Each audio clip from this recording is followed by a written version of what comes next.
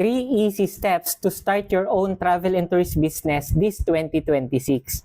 Hello mga ka-travel, this is Paul of Global Pinoy Travel and Tours. Step number 1, attend our free webinar. So meron po tayong mga daily webinars na kinakandak o yung purpose po natin doon is para sa ating mga aspiring travel agent partners na matutunan or magkaroon po ng idea paano ba tumatakbo yung isang travel and tourist business, ano yung mga services na pwedeng i-offer, paano ba pwedeng kumita dito, and also malaman kung ano ba yung mga different packages na pwedeng pagpilian to start.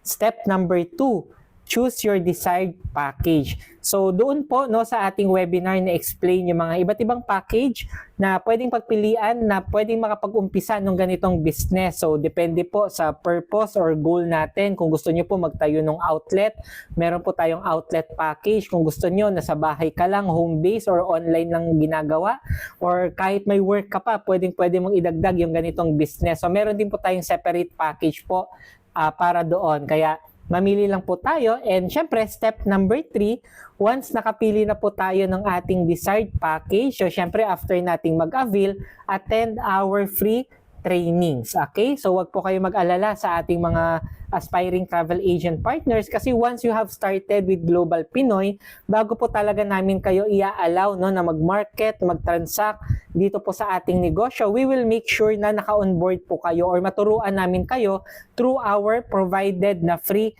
trainings. Available po yan through online, via Zoom, and available din po face-to-face sa ating main office in Quezon City. So, yun lang po yung 3 easy steps natin. Kaya if ever you are interested, lalong-lalo na this 2026 to start the year right, ika nga, meron tayong another opportunity. Message nyo ako guys directly sa aking Facebook, WhatsApp, or sa mga contact details ko ilalagay sa screen or sa ating comment or description box para mabigyan ko kayo ng ating invitation link. With that, God bless po sa ating lahat.